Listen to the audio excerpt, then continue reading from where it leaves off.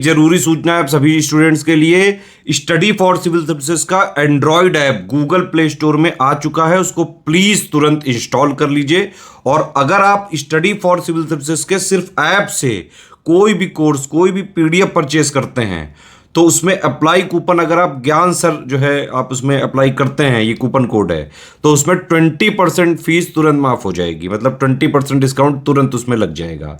ज्ञान सर लिखना है, नॉर्मली ज्ञान सर, स्मॉल लेटर में है सब कुछ, कोई स्पेस नहीं, कोई कॉलम नहीं, सिर्फ ज्ञान सर, GYANSIR। इस तरह से अगर कूपन कोड लगाते हैं आप ऐप में बाई करने से पहले, जो अप्लाई कूपन वाले में आता है, तो 20% का डिस्काउंट तुरंत मिलेगा। वीडियो देखिए। नमस्कार दोस्तों, आज की इस वीडियो में हम प्राचीन भारत के इतिहास के एक महत्वपूर्ण बिंदु चालुक्य वंश की चर्चा करेंगे। यह क्लास सभी प्रकार के स्टेट पीसीएस एग्जाम और वनडे एग्जाम के लिए अत्यंत महत्वपूर्ण है। इससे पहले की वीडियोस अगर आपने नहीं देखी है तो आप प्लेलिस्ट में जाकर जरूर देखिएगा। यह सीरीज सभी प्रकार के प्रतियोगी परीक्षाओं में आपके लिए उपयोगी साबित होगी। तो चलिए दोस्तों, शुरू करते हैं आज के इस इंटरेस्टिंग सेशन को। इससे पहले कुछ ज़रूरी सूचना। अगर आप टीम की पेड कोर्सेज से जुड़ना चाहते हैं पीसीएस के कंप्लीट प्रिपरेशन के लिए, तो इन दिए गए नंबर पे कॉल या व्हाट्सएप करके आप जानकारी प्राप्त कर सकते हैं। इसके अतिरिक्त ये ज्ञान सर का व्हाट्सएप नंबर है, आप यहाँ से व्हाट्सएप के माध्यम से भी जानकारी प्राप्त कर सकते हैं। अगर अभी तक आपने प्ले स्टोर से स्टडी फॉर सिविल सर्विसेज का एप्लीकेशन इंस्टॉल नहीं किया तो ज़रूर इंस्टॉल कीजिएगा। एप्लीकेशन के माध्यम से अगर आप किसी भी कोर्स को परचेस करते हैं और वहाँ पर कोड अप्लाई करते हैं ज्ञान सर, जिसमें कि सभी लेटर से स्मॉल होंगे और कोई भी स्पेस नहीं होगा, तो आपको अप टू 50% तक डिस्काउंट देखने के लिए मिल सकते हैं। दोस्तों, ये ऑफर लिमिटेड टाइम के लिए, तो जल्द से जल्द आप इसका लाभ प्राप्त कीजिए। चलिए अब आगे बढ़ते हैं अपने क्लास की ओर। यहाँ पर दिया है, पूर्व मध्यकाल में चालुक्य नाम से अनेक राजवंश हुए जो निम्नलिखित है। देखिए, चालुक्य नाम से ना कई राजवंश चले थे। पहला यहाँ पर दिया है बादामी के चालुक्य या पूर्वकालीन पश्चिमी चालुक्य। दूसरा है वेंगी, वेंगी का मतलब आंध्र के चालुक्य या पूर्वी चालुक्य वंश। तीसरा है कल्याणी के चालुक्य या उत्तरकालीन पश्चिमी चालुक्य। और चौथा है गुजरात के चालुक्य। तो चालुक्य वंश जो है, इसमें 4 अलग अलग प्रकार के शासक हुए। अब यहाँ पर बात करते हैं हम लोग बादामी के चालुक्य वंश की। यहाँ पर दिया है, इनका जो समय होता है ये 6वीं से 8वीं शताब्दी के बीच का होता है। उत्कर्ष केंद्र वादामी या जिसे वातापी कहते हैं, ये रहता है कर्नाटक के बीजापुर जिले में स्थित होता है। संस्थापक पुलकेशिन प्रथम होता है। अंतिम शासक कीर्तिवर्मन द्वितीय होता है। सर्वाधिक समय तक शासन किया था विजयादित्य ने। आगे दिया, इनकी उपाधि है बादामी के चालुक्य शासक पृथ्वी वल्लभ की उपाधि धारण किया करते थे। तो ये भी इंपॉर्टेंट है, कौन सी उपाधि धारण करते थे? पृथ्वी वल्लभ। नेक्स्ट यहाँ पर दिया, इनके राजधानी के बारे में बताया गया कि महत्वपूर्ण बात यह है कि दक्कन के चालुक्य शासकों की प्रथम राजधानी ऐहोल थी। यहाँ पे ऐहोल बताया गया, लेकिन जब उनका राजनीति का उत्कर्ष हुआ है तब इन्होंने अपनी राजधानी बादामी को कर लिया। तदुपरांत अंतिम वर्षों में उन्होंने राजधानी पत्तडकल को बनाया। तो देखिए, यहाँ पे अलग अलग पॉइंट से क्वेश्चन बन सकते हैं। चालुक्य शासक की जो प्रथम राजधानी ऐहोल है ना, बाद में जब इनका राजनीति का उत्कर्ष हो जाता है तो बादामी कर लेते और अंतिम समय पत्तडकल बना लेते हैं। वातापी को राजधानी पुलकेशिन प्रथम ने बनाया था। देखिए, बादामी या फिर वातापी एक ही चीज़ है। तो वातापी को राजधानी किसने बनाया? पुलकेशिन प्रथम ने बनाया। कीर्तिवर्मन प्रथम को वातापी का प्रथम निर्माता कहा जाता है। मतलब वातापी या बादामी का प्रथम निर्माता कौन है? कीर्तिवर्मन प्रथम। उत्पत्ति, इतिहासकार स्मिथ चालुक्यों की उत्पत्ति मध्य एशिया की चप जाति से मानते हैं, जो गुर्जरों की एक शाखा थी। मतलब स्मिथ ने क्या बताया कि गुर्जरों की एक शाखा है। आगे बताया जा रहा है बादामी अभिलेख में इस वंश को हरिति पुत्र तथा मानव्य गोत्री ब्राह्मण कहा गया। और जो बादामी अभिलेख लिखा गया, इसमें क्या बताया गया कि हरिति पुत्र हैं और मानव्य गोत्रीय ब्राह्मण हैं। कालांतर में चालुक्य शासकों ने स्वयं को चंद्रवंशी क्षत्रिय बताया। फिर बाद में इन्होंने क्या किया कि बताया कि हम चंद्रवंशी क्षत्रिय हैं। वे सप्त मातृकाओं द्वारा पोषित होने का दावा करते हैं, जो मानव मात्र की माताएं थी। देखिए, मतलब ये चालुक्य वंश के शासक ऐसा भी दावा करते हैं कि सप्त मातृकाओं द्वारा पोषित हुए हैं। अब यहाँ पर देखिए, कुछ प्रमुख शासकों के बारे में दिया। पुलकेशिन प्रथम, ये 535 से लेकर 566 ईस्वी तक शासन करता है। यह बादामी के चालुक्य वंश का वास्तविक संस्थापक था। सर्वप्रथम इसने चालुक्यों को कदम्ब शासकों की अधीनता से मुक्त कर स्वतंत्र स्थिति में पहुंचाया। तो बस इतना याद रखना है कि जो पुलकेशिन प्रथम है, ये चालुक्य वंश का संस्थापक होता है। इन्होंने कदम्ब शासकों से मुक्त कराया था। इसने वातापी में दुर्ग का निर्माण कराकर उसे चालुक्यों की राजधानी बनाया। इस उपलक्ष्य में पुलकेशिन ने अश्वमेघ यज्ञ संपन्न किया था। अश्वमेघ यज्ञ भी इसने किया है। आगे बताया जा रहा है, उसे वाजपेयी यज्ञ और हिरण्यगर्भ यज्ञ करने वाला, स्मृतियों, इतिहास, पुराण का ज्ञाता और ययाति एवं दिलीप जैसे पौराणिक शासकों के समतुल्य बताया गया है। तो पुलकेशिन प्रथम बड़ा नाम है ना, याद रखिएगा। कीर्तिवर्मन प्रथम 566 से लेकर 598 ईस्वी तक शासन करता है। उत्तराधिकारी होता है पुलकेशिन प्रथम का।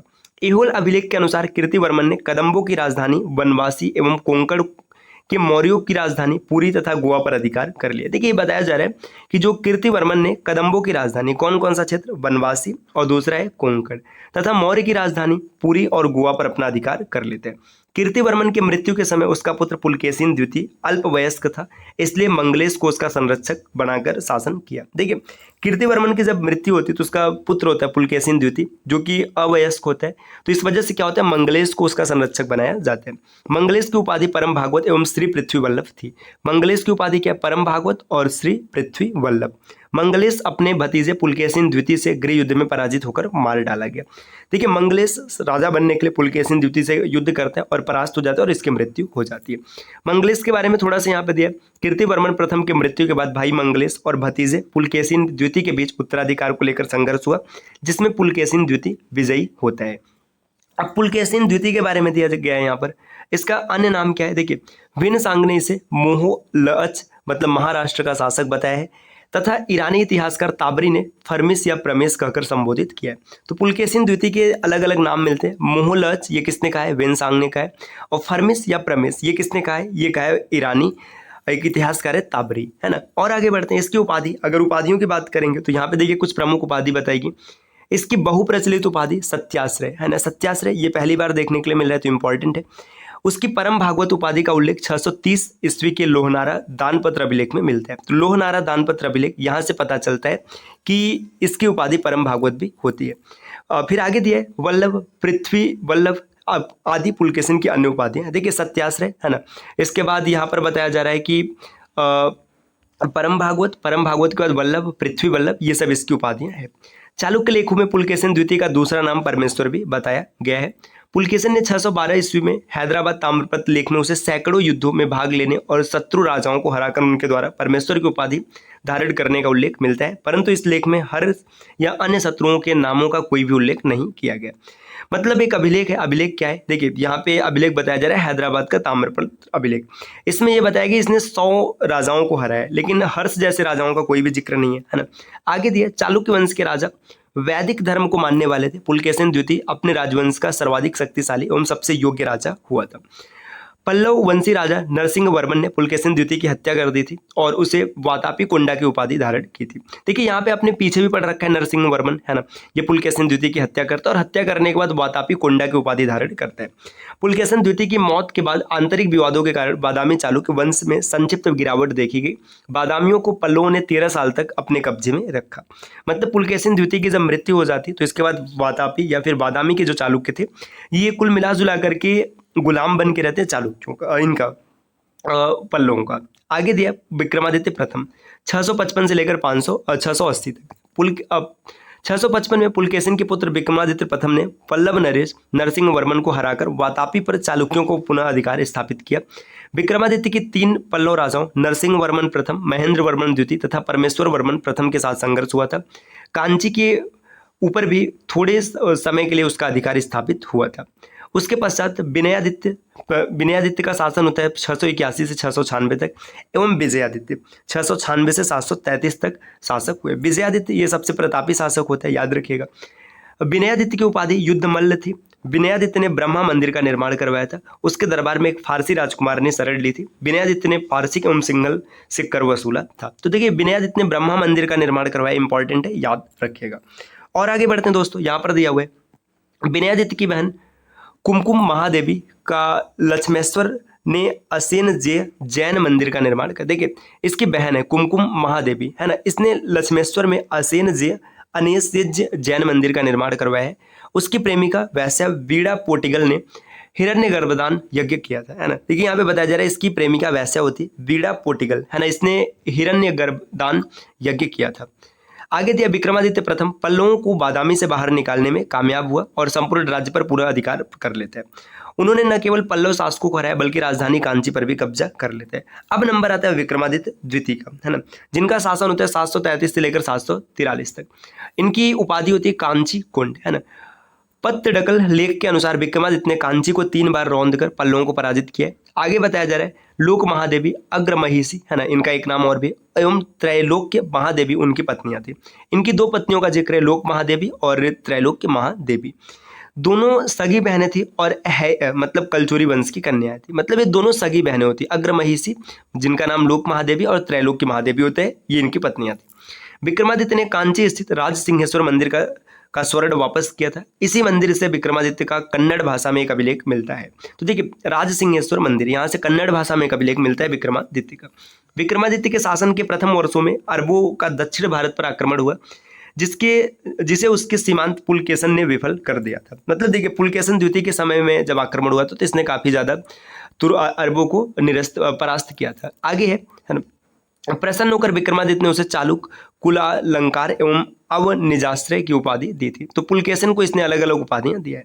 कीर्तिवर्मन द्वितीय की बात करेंगे। कीर्तिवर्मन द्वितीय चालुक्य वंश का अंतिम शासक था, याद रखिएगा, जिसे राष्ट्रकूट राजा दंतिदुर्ग ने परास्त कर दिया था। इस प्रकार चालुक्य शासन लगभग 757 ईस्वी में समाप्त हो गया और एक सामंत राष्ट्रकूट प्रमुखता में आते। तो यहाँ से क्वेश्चन कई बार बना है कि राष्ट्रकूट वंश की स्थापना कौन करता है, तो दंतिदुर्ग करता है। आगे यहाँ पर दोस्तों अब कुसाड़ के बारे में कहानी हम लोग अगली क्लास में देखेंगे। कुसाड़, यहाँ पे एक चीज याद रखिएगा, ये यूची जनजाति की, तो ये भी कई बार क्वेश्चन बनता है, कुसाड़ किस जाति के थे, यूची जनजाति। इन सबको विस्तार से हम लोग कल पढ़ेंगे। हाँ, ये आज की क्लास रही। क्लास आपको कैसी लगी कमेंट करके जरूर बताना। और अगर आप टीम के पेड कोर्सेज से जुड़ना चाहते हैं पीसीएस के कंप्लीट प्रिपरेशन के लिए, तो इन दिए गए नंबर पे कॉल या व्हाट्सएप करके जानकारी प्राप्त कर सकते हैं। ये ज्ञान सर का व्हाट्सएप नंबर है, आप यहाँ से व्हाट्सएप के माध्यम से भी जानकारी प्राप्त कर सकते हैं। प्ले स्टोर से स्टडी फॉर सिविल सर्विसेज का एप्लीकेशन इंस्टॉल करना ना भूलेगा दोस्तों। एप्लीकेशन से किसी भी कोर्स को परचेस करते समय अगर आप कोड अप्लाई करते हैं ज्ञान सर, जिसमें कि सभी लेटर से स्मॉल होंगे और कोई भी स्पेस नहीं होगा, तो आपको अप टू 50% तक डिस्काउंट देखने के लिए मिल सकते हैं। चलिए दोस्तों, फिर आपसे मिलते हैं अगले वीडियो में कुछ नए इन्फॉर्मेशन के साथ। तब तक के लिए नमस्कार।